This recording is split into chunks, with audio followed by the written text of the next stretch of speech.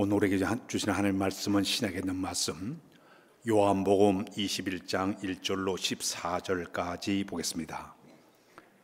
요한복음 21장 1절로 14절에 있는 말씀, 구의 예수께서 디베라 호수에서 또 제자들에게 자기를 나타내셨으니 나타내신 일이 이러하니라. 시몬 베드로와 디두모라 하는 도마와 갈릴리 가나 사람 나다나엘과 세베대의 아들과 또 다른 제자 둘이 함께 있더니 시몬 베드로가 나는 물고기 잡으러 가노라 하니 그들이 우리도 함께 가겠나이다 하고 나가서 배에 올랐으나 그날 밤에 아무것도 잡지 못하였더니 날이 새어갈 때 예수께서 바닷가에 서 계셨으나 제자들이 예수인 줄 알지 못하는지라. 예수께서 이르시되 얘들아 너에게 고기가 있느냐 대답하되 없나이다. 이르시되 그물을 배 오른편에 던지라 그리하면 잡으리라 하시니 이에 던졌더니 물고기가 많아 그물을 둘 수 없더라. 예수께서 사랑하는 그 제자가 베드로에게 이르되 주님이시라 하니 시몬 베드로가 벗고 있다가 주님이라 하는 말을 듣고 겉옷을 두른 후에 바다로 뛰어내리더라. 다른 제자들은 육지에서 거리가 불과 한 50칸쯤 되므로 작은 배를 타고 물고기 든 그물을 끌고 와서 육지에 올라보니 숯불이 있는데 그 위에 생선이 놓여 있고 떡도 있더라. 예수께서 이르시되 지금 잡은 생선을 좀 가져오라 하시니 시몬 베드로 올라가서 그물을 육지에 끌어올리니 가득히 찬 물고기가 배 53마리라. 이같이 많으나 그물이 찌어지 아니하였더라. 예수께서 이르시되 와서 조반을 먹으라 하시니 저희들이 주님이신 줄 아는 고로 당신 누구냐 감히 묻는 자가 없더라. 예수께서 가셔서 떡을 가져다가 그들에게 주시고 생선도 그와 같이 하시니라. 이것은 예수께서 죽은 자 가운데서 살아나신 후에 세 번째로 저들에게 나타나신 것이라. 아멘. 할렐루야. 할렐루야. 우리 기독교는 사랑의 종교입니다. 사랑을 가르치고 또 사랑을 실천하고 또 사랑을 전파하는 종교가 우리 기독교입니다. 사랑이 뭘까요? 사전에 보게 되면 사랑을 이렇게 표현하고 있습니다. 어떤 상대를 애틋하게 그리워하고 열렬히 좋아하는 마음을 갖다가 사랑이다, 그렇게 얘기했습니다. 남녀간에 서로 사랑하게 되면 눈이 멀게 된다고 합니다. 눈에 콩깍지가 씌워지게 된다고 합니다. 그리고 사랑에 푹 빠져가지고 결혼하게 됩니다. 저도 우리 사모님 사랑에 푹 빠져가지고 결혼했습니다. 사랑은 애틋하게 그리워하고 열렬히 좋아하는 마음을 사랑이라 그렇게 표현하고 있습니다. 두 번째는 사랑은 아끼고 위하고 소중히 여기는 마음을 갖다 사랑이라 그렇게 표현하고 있습니다. 자식을 위해서 어머니가 아주 기꺼이 희생하는 그 모습 얼마나 애틋합니까? 자녀를 위해서 아낌없이 모든 걸 다 쏟아붓는 그 마음, 이게 바로 사랑의 마음이라고 얘기하고 있습니다. 마지막 세 번째 사전에 보게 되면 어떤 대상을 좋아하고 아끼고 즐기는 것을 갖다 사랑이다 얘기합니다. 꽃을 좋아하는 사람은 집에다 꽃을 막 꽂아놓고 꽃을 사랑하게 됩니다. 동물을 사랑하는 사람들 보니까 끔찍해요. 엘리베이터에 이렇게 강아지 어제도 보니까 안고 애기처럼 안고 입도 맞추고 유모차가 아니라 개모차에 끌고 다니면서 얼마나 사랑하는지 몰라. 옷도 입혔어요. 옷도 입히고 신발도 신기고 참 사랑하기 때문에 이렇게 아끼고 사랑하는 그런 마음을 갖게 됩니다. 근데 사랑은 영어로 러브라는 말을 쓰고 있는데 원래 이 말은 어떤 뜻인가 하면 상대방을 만족하게 한다는 뜻이에요. 따라서 상대방을 만족하게 한다, 흡족하게 배부르게 한다는 뜻이 바로 사랑이라고 그렇게 이야기를 하고 있습니다. 일찍이 헬라 사람들은 사랑을 네 가지로 구분해서 얘기를 했습니다. 첫 번째 사랑을 에로스 사랑이라고 얘기하는데 이 에로스 사랑은 남자와 여자 간의 성적인 사랑이에요. 감성적인 사랑이에요. 이 남녀 간의 사랑을 에로스 사랑이라고 얘기를 했습니다. 두 번째 스트로게의 사랑은 뭐냐면 부모와 자식 간의 사랑이에요. 부모님이 자식을 위해서 얼마나 끔찍하게 모든 걸 다 쏟아부었습니까? 이 부모와 자식 간의 사랑을 스토르게 사랑이라 그렇게 얘기를 했습니다. 친구와 친구 간의 사랑을 이 우정을 갖다 필레아 사랑이라고 얘기했습니다. 상대방의 친구를 아끼고 소중하게 여기고 서로 간에 아주 관계를 잘 이렇게 아름답게 이루어가는 그 사랑을 갖다가 우리가 필레아 사랑이라고 얘기하고 있습니다. 마지막 사랑이 이게 아가페 사랑이에요. 이 아가페 사랑은 조건이 없는 사랑이다. 조건이 없는 사랑. 다 주고 받으려는 생각도 안 해. 조건이 없어요. 그냥 다 쏟아부은 사랑, 헌신적인 사랑을 갖다가 아가페 사랑이라고 얘기하고 있습니다. 우리 교회 안에서 얘기는, 성경 안에서 얘기는 모든 사랑의 모습들이 그런 사랑의 모습이에요. 아낌없이 다 쏟아부어주는 그것, 이것을 갖다 우리 성경적인 신적인 사랑을 아가페 사랑이라고 그 이야기를 하고 있습니다. 근데 성경을 보게 되면 하나님께서 우리에게 사랑하는 모습을 여러 가지로 우리에게 표현하고 있는데, 크게는 5가지의 사랑의 모습을 우리에게 보여줬습니다. 우리 인간들을 어떻게 사랑했는가 하면은, 첫 번째는 바로 뭐냐면 하나밖에 없는 독생자를 우리에게 주기까지 사랑했습니다. 우리 인류를 구원하기 위해서 하나밖에 없는 독생자를 우리에게 주신 사랑, 그것이 하나님의 사랑인 줄로 믿습니다. 두 번째, 하나님께서 우리에게 보여주신 사랑은 하나밖에 없는 아들을 죽음의 자리까지 내몰아 쳤어. 죽어가는 모습을 바라보면서도 묵묵히 바라보던 아픔의 사랑, 이게 하나님의 사랑이에요. 아픔의 사랑. 하나밖에 없는 독생자 예수 그리스도가 죽어가는 그 모습을 바라본 그 아픔을 느낀 그 사랑이 바로 하나님의 사랑의 모습이었습니다. 두 번째, 하나님께서 우리에게 보여주신 사랑은 어떤 사랑이냐? 자기를 비우는 사랑이었습니다. 하나님 본체신 예수님이 이 땅에 오셔서 살아가는 모습을 보게 되면 너무 가난한 여우도 굴이 있고 공연 새들도 다 기댈 곳이 있지만 인자는 머리 둘 곳이 없도다. 가난 속에서 십자지가 올라갈 때 멸시와 천대를 다 당하면서 끝까지 못에 찔리고 창에 찔리고 매를 맞고 하면서도 끝까지 인류를 구원하기 위해서 참고 있는, 자기를 갖다 철저하게 참고 있는 그 사랑의 모습을 우리에게 보여주었습니다. 마지막, 예수님이 우리 하나님께서 우리에게 보여준 사랑은 어떤 사랑이냐? 희생적인 사랑이에요. 아낌없이 피 한 방울 다 흘리기까지 우리를 구원하기 위해서 모든 것을 다 쏟아본 이 사랑이 바로 하나님께서 우리에게 보신 희생적인 사랑의 모습이 된 줄로 믿습니다. 그래서 우리 예수 믿는 사람들은 이미 하나님 보여준 사랑을 다 알아요. 다 깨달았어요. 너무너무 배워가지고 훤히 알고 있어요. 근데 문제는 이 사랑을 본받아서 우리가 사랑을 실천해야 되는데 거기에 가서는 제대로 실천하지 못하는 안타까움을 가지고 우리가 신앙생활을 하고 있습니다. 성경 마태복음 22장 30절 40절을 먼저 읽고 넘어가서 시작. 예수께서 이르시되 내 마음을 다하고 목숨을 다하고 뜻을 다하여 주 너의 하나님을 사랑하라 하셨으니 이것이 크고 첫째 되는 계명이요 둘째도 그와 같으니 네 이웃을 내 자신같이 사랑하라 하셨으니 이 두 계명이 온 율법과 선지의 강령이니라. 구약성경 전체 가운데 제일 큰 계명이 뭐냐 하고 율법사가 물었을 때 우리 예수님께서 하신 말씀은 2가지 사랑을 얘기했습니다. 네가 하나님을 사랑하게 되면 마음을 다하고 뜻을 다하고 성품을 다하여 그 하나님을 진실로 사랑하라. 두 번째는 이웃을 내 몸처럼 사랑하게 되면 네가 진정한 사랑을 실천자라고 가르쳐 줬습니다. 하나님이 우리에게 갖춰준 사랑은 마음을 다하고 뜻을 다하고 성품을 하나님을 사랑하고 이웃을 내 몸을 사랑할 때 아름다운 사랑의 관계를 이루어가게 될 줄로 믿습니다. 그래서 이 지금까지 기독교 역사를 쭉 보게 되면 하나님을 사랑하기 때문에 이웃을 사랑하기 때문에 끊임없이 사랑을 실천하는 사람들이 굉장히 많이 있습니다. 인도 캘커타의 빈민굴에서 맨발로 열심히 빈민들을 열심히 도왔던 우리가 잘 아는 성 데레사, 마더 데레사 수녀 같은 경우 그리스도의 사랑을 그곳에서 열심히 실천했던 사람입니다.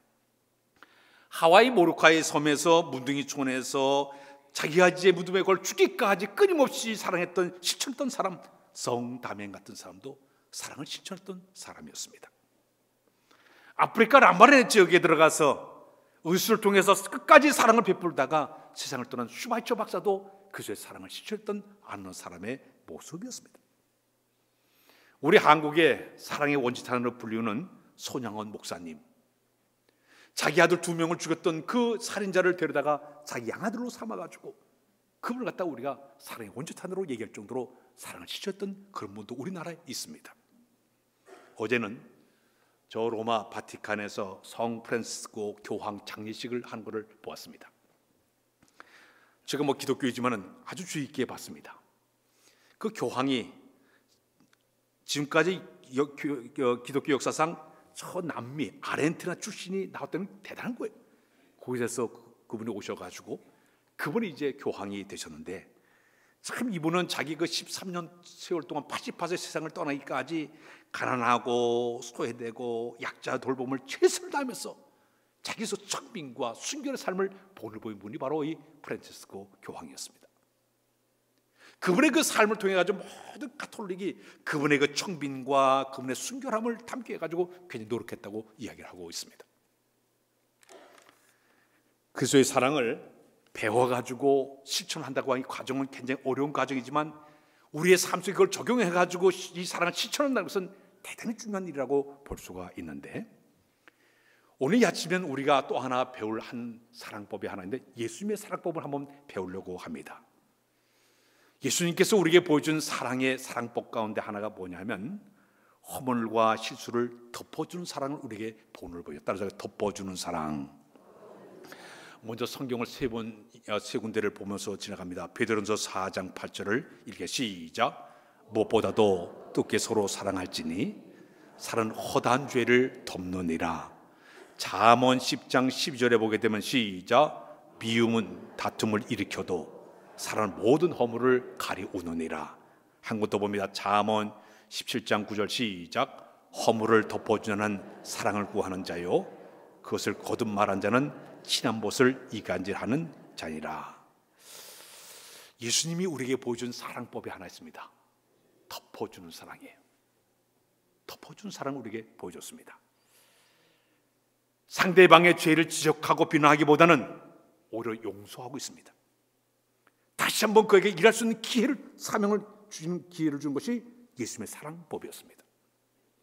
오늘 우리가 살아가는 이 세상을 보게 되면 계속 갈등과 분열과 상처를 주고 상처를 받으면서 우리가 살아가고 있습니다. 가정 안에서도요, 부간에 서로 상처를 건들게 되면 이것이 크게 화근이 돼서 이혼한 가정들 많이 있습니다. 자녀를 키우면서 계속 상처를 계속 긁어내게 되면 그 아이의 상처에 어렸을 때 그 상처가 오랫동안 치유되지 못하게 되면 아이가 삐딱한 길로 나가게 되어 있습니다. 정치하는 모든 사람들 요즘 다 보지 않습니까? 서로 간에 상대방을 향해서 여러 가지로 질타하고 지적을 하고 상처를 계속 건다 보니까 갈등이 일어나게 되고 분열이 일어나고 있습니다. 서로 간에 반목과 짓을 통해 가지고 서로 다 마음이 갈라져 쪼개진 그런 상태입니다. 그 여파가 국민들에게 흘러내려서 지금 국민들 가운데도 서로 지지하고 질타하고 서로 간에 상처 주면서 살아가고 있습니다. 만일 교회 안에서 이런 일이 있다고 가정해 보십시오. 성도 간에 서로 갈등하고 분열하고 상처를 주고 받게 되면요, 하나 될 수 없게 되는 거예요. 사도 바울은 빌립보서 2장 4절에 모든 일을 할 때에 원망과 시비가 없이 하라. 괜히 시비 걸어가지고 상처 만들어가지고 어떤 분열이 공동체를 파괴하지 말라고 사도 바울이 얘기한 적이 있습니다. 그런데 이런 갈등과 분열을 치유하는 방법이 뭐냐? 성경의 말씀대로 얘기하게 되면 덮는 사랑이에요. 덮는 사랑. 그럼에도 불구하고 덮는 사랑이에요. 노아 홍수 후에 노아의 가족들이 배에서 나왔습니다. 다 끝난 다음에 이 노아가 포도주를 마셔서 술에 취했어요. 옷을 홀딱 벗고 이제 누워 있었습니다. 잠을 자고 있었어요. 노아의 아들 가운데 셈과 야벳과 함이 있었는데 이 함이 가서 아버지가 홀딱 벗고 누워있는 꼴을 보더니 저쪽 형들까지 큰 아버지가 술 취해가지고 옷을 홀딱 벗고 있다고 가서 막 얘기했습니다. 그게 셈과 하벳은 그 얘기를 듣자마자 자기 겉옷을 어깨에다 메고 뒷걸음 쳐가지고 아버지 하체를 가리웠습니다. 부끄러운 모습을 가리웠어요. 그런 다음에 여기 있는 이 노아가 이제 술이 깬 뒤에 마침내 어떻게 된지 아십니까? 함부로 까발렸던 함에게 저주가 임하게 됩니다. 그러나 셈과 야벳은 복을 받게 됩니다. 겉옷을 덮었던 장면, 부끄러운 모습을 가렸습니다. 우리는 어떻습니까? 다 까발려요. 다 얘기하고 싶어요. 소문내고 싶어요. 그러나 아버지의 그 권위를 실추시킬까 봐, 누가 될까 봐 옷으로 가려는 모습이에요. 요한 8장에 보게 되면 가늠하다 현장에 잡힌 여자가 끌려왔습니다.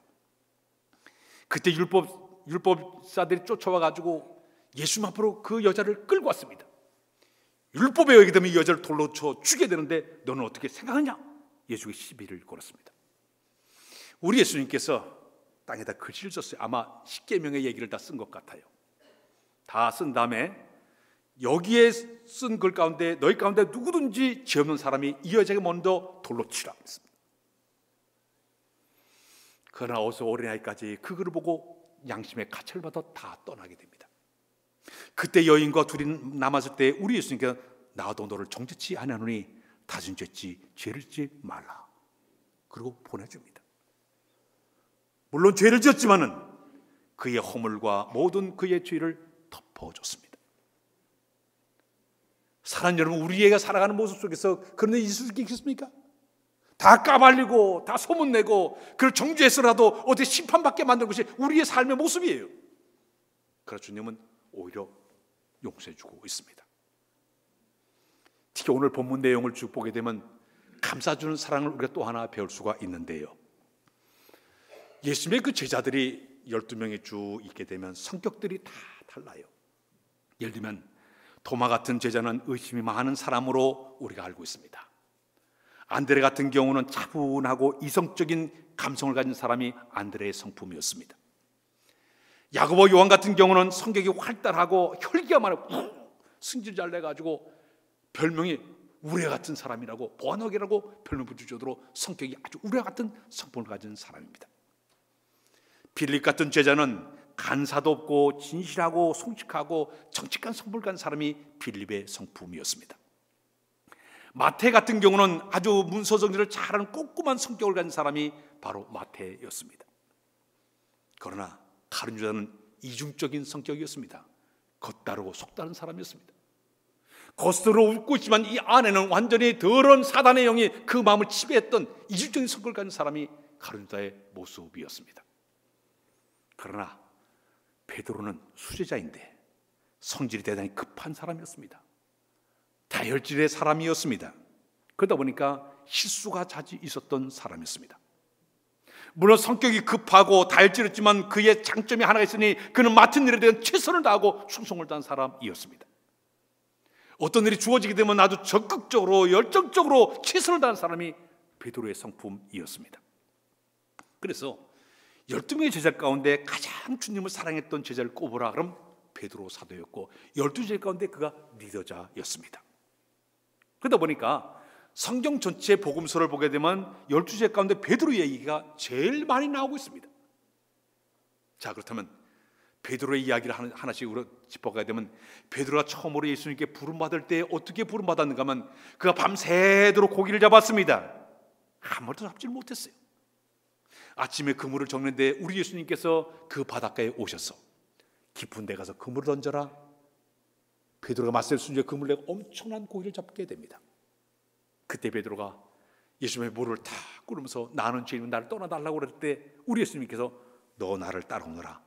내가 너를 살아남는 어부가 되게 만들어 주겠다. 주님의 제자로 그가 불을 맡게 됩니다. 특히 베드로는 예수님께 칭찬을 받은 적이 있습니다.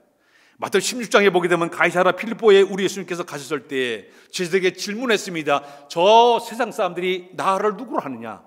예레미야를 합니다. 엘리야를 합니다. 그 다음에 세례 요한이 합니다. 그럼 너희들은 나를 누구로 하느냐? 그때 다른 제자들보다도 베드로는 이렇게 대답했습니다. 주는 그 주에 살아계신 하나님의 아들이십니다. 고백을 했어요. 그때 예수님께서 이 베드로가 엄청난 칭찬했습니다. 바요나 시몬아 내가 참 복이도다. 이제 내 이름을 시몬이라 하지 말고 베드로와 이름을 바꾸어라. 내 이름 위에 내 교회를 세우니 음부의 권세가 이기지 못하게 만들어 주겠노라. 내가 너에게 천국의 열쇠를 주겠다. 주님의 엄청난 칭찬을 받은 사람이 바로 베드로 사도였습니다. 특히 베드로 같은 경우는 아주 모험적인 신앙이 대단히 뛰어난 사람이었습니다. 한 번은 제자들이 배를 타고 가고 있었는데 갑자기 풍랑을 만나가지고 죽음의 위기에 빠지게 됩니다. 12제자 가운데 7명이 전부 어부 출신들이에요. 닻을 내리고 돛을 올리고 노를 저어가지고 이겨보려 애를 써도 못 이기고 있었습니다. 그때 우리 예수님께서 물을 걸어오시게 되었죠. 물을 걸어오셔서 그 모든 풍랑에서 고요하고 잠잠하라 명령 내리니까 모든 풍랑이 잠잠하게 됩니다. 그 엄청난 역사를 바라보고 베드로 사도가 다른 데서 가만히 있는데도 베드로가 주님, 만일 주님이 나에게 명령을 내려서 나도 물을 걸어오라 하십시오 하게 됩니다. 그때 주님, 그래 걸어오라. 베드로 물로 뛰어들었습니다. 조금 걸어가다가 파도로 일렁일렁 되니까 겁을 먹어가지고 고글 먹자 물속으로 쑥 빠져들어갔습니다. 그때 주님이 오셔서 그의 팔을 잡아가지고 끌어올리면서 믿음이 작은 자 왜 의심하였느냐. 대단히 모험적이고 활달하고 어떤 상황에서 적극적으로 나간 사람이 베드로의 성품이었습니다. 한마디로 베드로는 도전적이고 적극적이고 모험적이고 가식이나 꾸밈이 없는 이런 그 솔직함이 그의 특성이었습니다. 급하고 단순한 성품을 가졌지만은 그럼에도 불구하고 솔직함이 그의 커다란 장점이 베드로의 성품의 모습이었습니다. 사랑하는 여러분, 사람들 중에는 교활한 사람을 가만히 보게 되면 절대 자기의 실수나 허점을 드러내지 않고 포장을 잘합니다. 가면을 씁니다. 그러나 솔직한 사람은 꾸밈이 없어요. 자기의 허물과 허점과 약점을 쉽게 노출을 잘합니다. 그러나 교활한 사람은 이 속의 마음과 겉마음과 속마음이 다릅니다. 웃으면서도 그 속에 피수를 꽂고 있는 사람이 이 사람들이 대부분 교활한 사람들의 특징입니다. 그러나 베드로는 교활한 사람이 아니었어요. 솔직한 사람이었습니다. 자, 그런데 이 베드로가 주님 앞에 결정적인 실수한 일이 있었습니다. 마태복음 26장 31절에 보게 되면 우리 예수님께서 십자가를 앞에 두시고 사랑하는 제자들 앞에 다 앞에 놓고 죽음을 예고하고 있습니다. 오늘 너희가 나를 다 버리리라. 그러나 내가 살아난 후에 너희보다 먼저 갈릴리를 가겠다고 자기의 죽음을 예고하게 됩니다. 그때 베드로가 뭐로 대답하는 건 다 주를 버렸어도 나는 언제든지 주를 버리지 않겠습니다. 혼장담했습니다. 그때 우리 주님께서 이 베드로 사도에게 오늘 새벽에 닭이 2번 울기 전에 내가 나를 3번 부인하리라 얘기했습니다. 마침내 예수님은 겟세마네 동정으로 올라가서 밤을 새워가면서 피땀 흘리며 기도를 마친 다음에 대제사장들과 하석들에게 체포를 당하게 됩니다. 예수님이 체포되자 예수님의 제자들은 다 도망갔습니다. 어떤 제자들은 혼입을 덮고 있다 벌거벗은 모습으로 막 도망을 쳤습니다.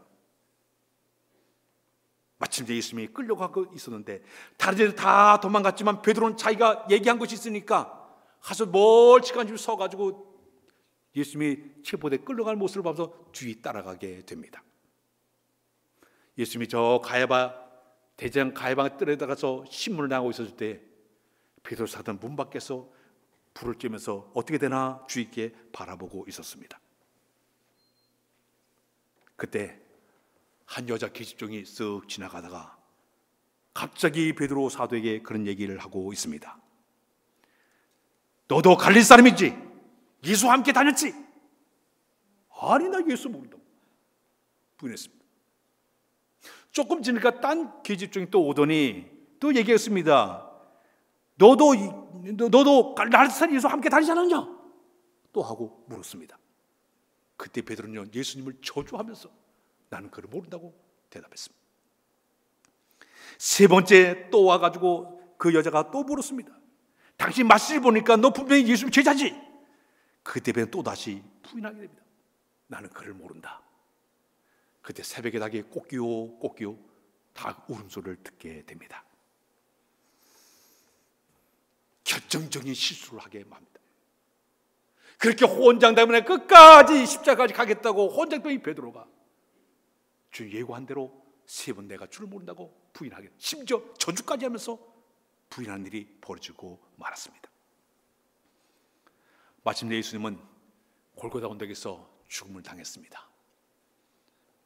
사람들이 예수님을 무덤에 갖다 안치했습니다. 3일이 지났을 때 우리 예수님은 무덤을 깨뜨리고 부활을 했습니다. 그때 그 무덤에 최초 찾아갔던 막달라 마리아가 빈 무덤을 바라보고 쫓아와서 예수님의 그 제자들이 와서 예수님의 무덤이 비었다고 와서 얘기하게 됩니다. 내가 부활을 만났다고 얘기하게 됩니다. 그때 베드로가 쫓아가서 봤습니다. 빈 무덤을 확인도 했습니다. 또한 제자들이 함께 방 안에 있었을 때 부활의 주님이 갑자기 훅 들어오셨습니다. 너에게 평강이 있을지어다. 자기의 부활한 모습을 다 보여주십니다. 사랑하는 여러분, 모든 제자들은 환희와 감격과 벅찬 흥분이 다 있었는데 그때 이상한 일이 있습니다. 그럼에도 유독 베드로는 즐겁지 않았습니다. 반갑지 않았습니다. 신나지 않았습니다. 오히려 침울하고 우울했습니다. 그 이유가 뭔지 아십니까? 자기의 실수 때문에. 내가 예수를 모른다고 세 번 부인한 이것, 길종 앞에 부인한 이것 때문에 자기 자신의 비겁하고 옹졸한 자기 자신을 돌아보니까 너무너무 부끄러운 거예요. 감히 주님 앞에 나갈 자신감을 잃어버리고 말았어요. 주님 부활했는데도 감동이 없어요. 감격이 없어요. 부끄러움을 느끼는 거예요. 한마디로 쥐구멍에 있으면 들어가고 싶은 그런 마음이었습니다. 자기 실수에 대한 깊은 후회와 제자로서의 사명을 다하지 못한 것에 대한 깊은 좌절 속에 빠진 사람이 베드로의 모습이었습니다. 더욱이 오늘 본문 내용을 보게 되면 기가 막힌 일이 벌어집니다. 베드로가 자기의 실수와 죄책감 때문에 제자들에게 그런 얘기였습니다. 나 고기 잡으러 가겠다. 옛날 업으로 돌아가겠다고 얘기하고 있습니다. 그리고 제자들 가운데 도마와 나다나엘과 야고보와 요한과 또 다른 2명, 7명이 제자들 우리도 가겠습니다. 마침내 그들이 고기를 잡으러 떠나게 됩니다. 지금 사랑하는 여러분, 이들이 할 사명이 뭔지 아십니까? 부활의 주님을 목격을 했으면 가가지고 즉시 부활의 주님을 증거해야죠. 내가 만난 부활의 주님 가서 선포해야 됩니다. 근데 이상한 일은 베드로 사도가 주동을 해가지고 다른 제자들과 함께 옛날 생활로 돌아가서 고기를 잡으러 떠나 있는 그런 모습이에요. 기가 막힌 일이에요. 지금 그들의 사명은 가서 내가 만난 부활의 주님을 전파하는 것이 그들의 사명인데 이 마음에 이 죄책감에 시달려서 자기가 실수한 것에 대해서 이것 때문에 괴로워가지고 부활의 주님을 전하지 못하고 오히려 옛날 고기 잡던 상황으로 돌아가게 됩니다. 아마도 베드로의 마음속에는 그런 마음이 있어요. 나는 자격이 없는 사람이야. 나는 비겁한 놈이야. 나는 옹졸한 놈이야. 나는 구제불능이야. 자책하면서 옛날로 돌아간 사람이 베드로의 모습이었습니다. 그 이유는 자기의 사명감을 잃어버렸기 때문에 그렇습니다.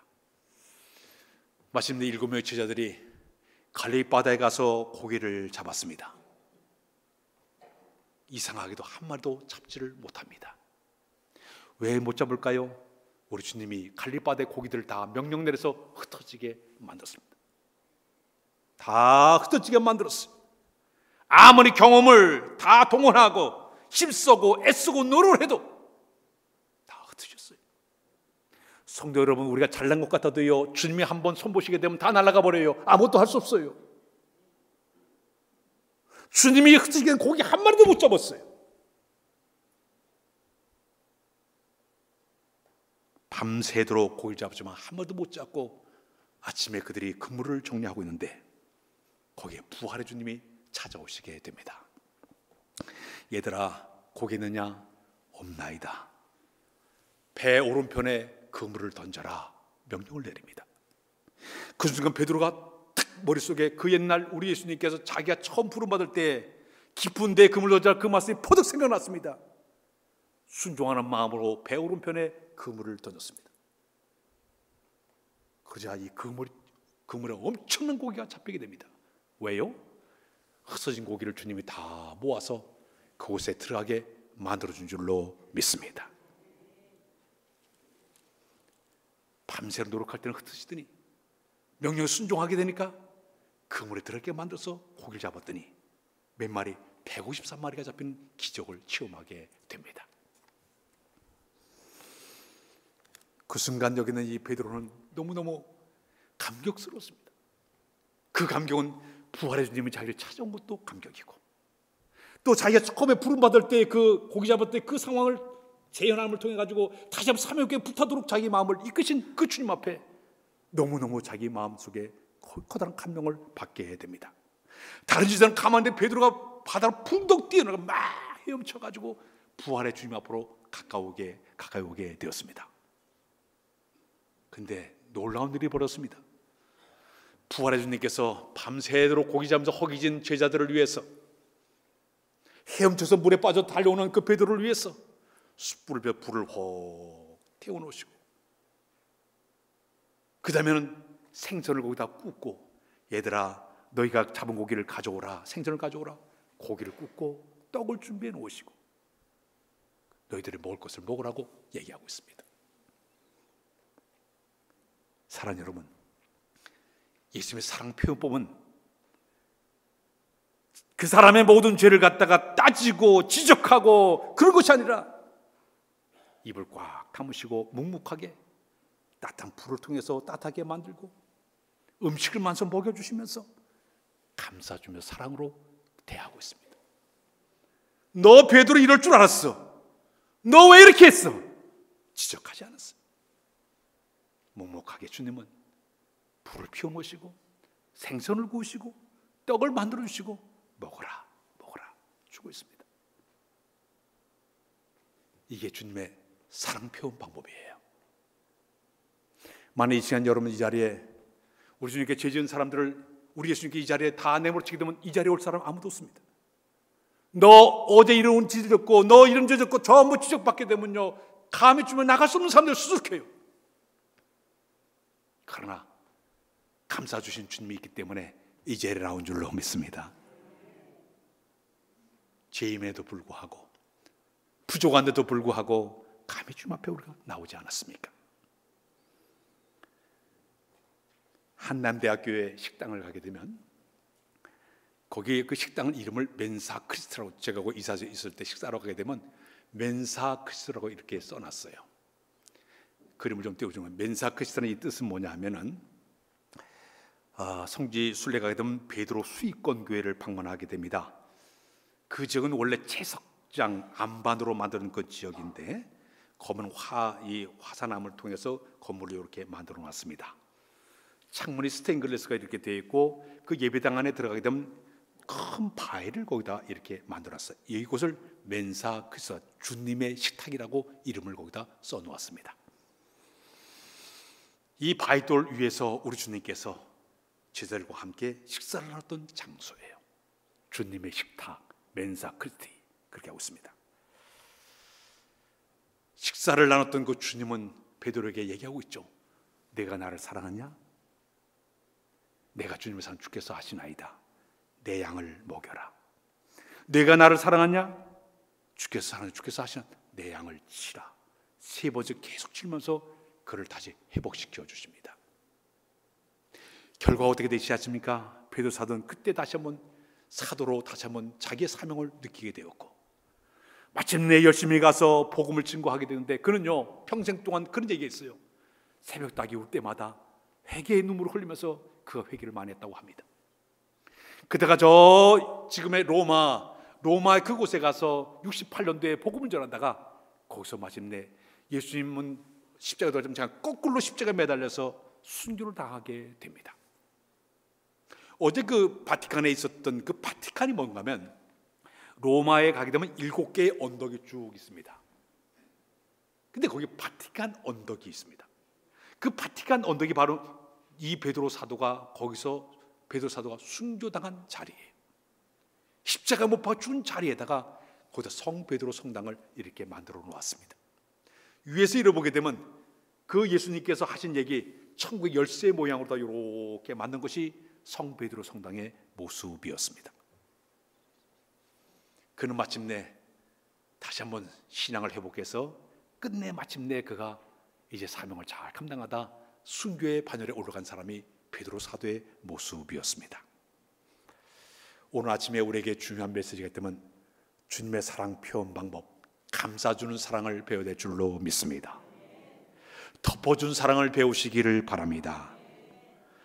여러분, 우리가 덮어준 사랑, 예를 들어 가지고 우리가 상처가 나게 되면 상처를 자꾸 긁어대면 상처가 커지고 골마 터져요. 더 큰 병이 돼요. 상처가 났으면 오히려 붕대로 싸매주게 되면 시간이 흘러가게 되면 다 아물게 되었습니다. 상처는 아물게 되었어요. 그러나 그것이 아니라 그냥 까발리고 지적을 하고 책망하고 막 하다 보면 이것이 더 승이 나가지고 분열되고 갈등이 일어나게 되는 것이죠. 마태복음 10장 3절에 이하에 보게 되면 우리 예수님께서 얘기했죠. 네가 먼저 남을 지적하기 전에 내 눈에 있는 들보는 깨닫지 못하면서 어찌 남의 눈엔 티만 가지고 내가 지적을 하냐. 내 눈에 들보를 빼고 그 다음에 밝게 보고서 남의 눈엔 티를 빼라고 얘기하고 있습니다. 사랑은, 예수님의 사랑법은 감싸주는 사랑이에요. 찬양 하나 하고 끝나십시다. 고린도서 13장은 사랑장인데 그 사랑장을 전부 표현한 노랫말, 사랑은 언제나 오래 참고 오래 찬양했습니다.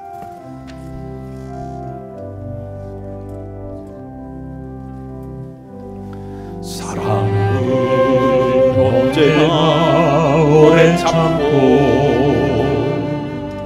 사랑은 언제나 온유하며, 사랑은 시기하지 않으며, 자랑도 교만도 아니하며, 사랑은 모든 것 감싸지 않고, 자기의 유익을 묻지 않고, 자기의 유익을 묻지 않고, 사랑은 성내지 아니하며, 진리와 함께 기뻐하네. 사랑은 모든 것 감싸주고, 사랑은 모든 것 감싸주고, 바라도 믿고 참아내며, 사랑은 영원토록 변함없네. 믿음과 소망과 사랑은 이 세상 끝까지 영원하며, 믿음과 소망과 사랑 중에 구중의 죄인은 사랑이라. 구중의 죄인은 사랑이라. 구중의 죄인은 사랑이라.